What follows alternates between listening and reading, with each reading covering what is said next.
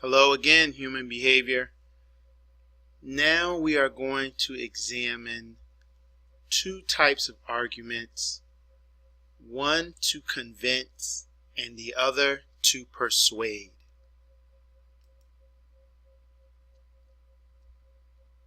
We're going to start with an argument to convince. When you are convincing someone, the key item that you are using is evidence.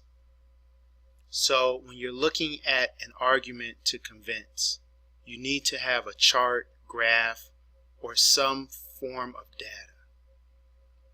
For those of you that are going to college, you will see a lot of arguments to convince. That would be like the basis of a research paper you are working on for a course.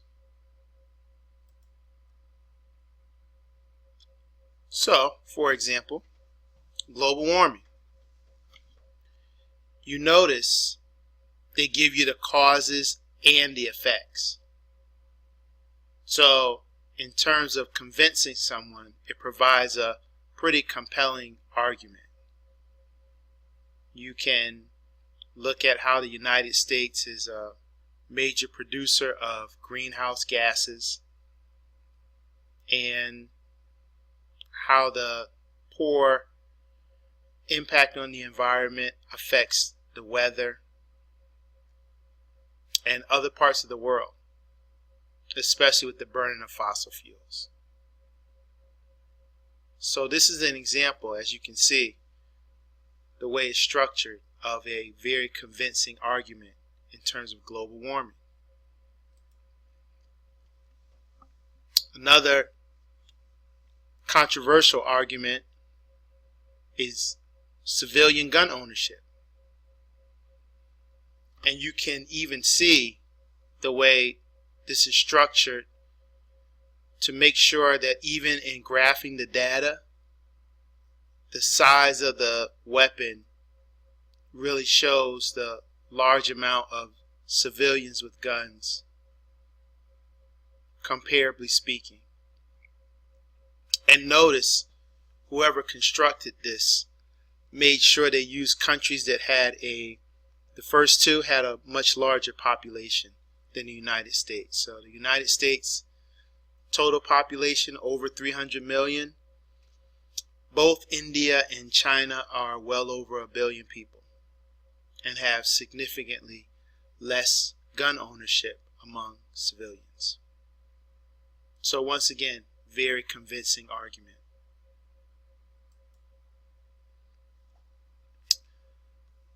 Another very controversial topic would be the allegations against Bill Cosby, the television star, comedian. And this was on the cover of Vanity Fair magazine.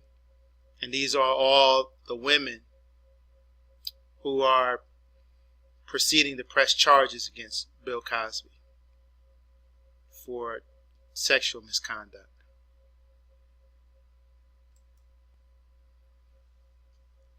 So the next argument would be an argument to persuade. The big difference to remember between persuading and convincing is that convincing is basically the first stage. The persuasive part is when you're actually trying to have someone take action. So those of you that watch a lot of YouTube videos will probably see quite a few that inform, quite a few that convince. But normally to persuade is a little more extensive.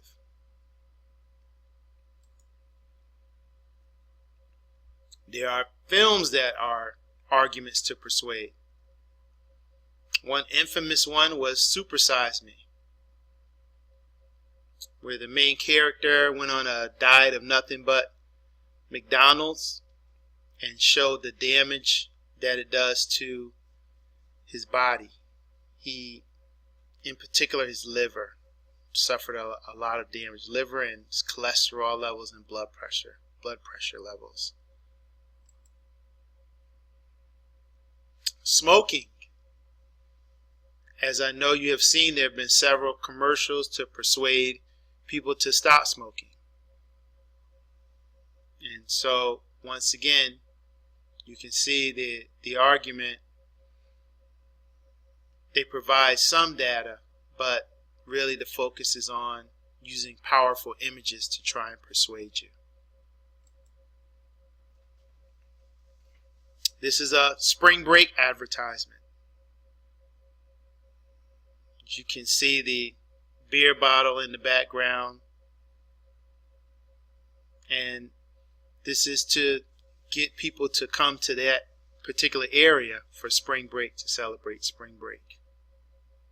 So another argument to persuade. In conclusion, make sure you use the concept of stages that I spoke about, so you don't get convincing confused with persuading. The key thing always is that if you're doing a convincing argument, you need to provide some form of data. Persuasive,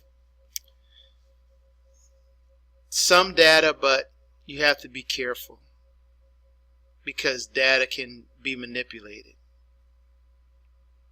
The focus is on persuading, is they've already gone through the first step of giving you the data. Now they're persuading you to act. So like Supersize Me, he gives you the data on McDonald's in terms of what it does to him in order to try and persuade people to consume less fast food, to eat healthier.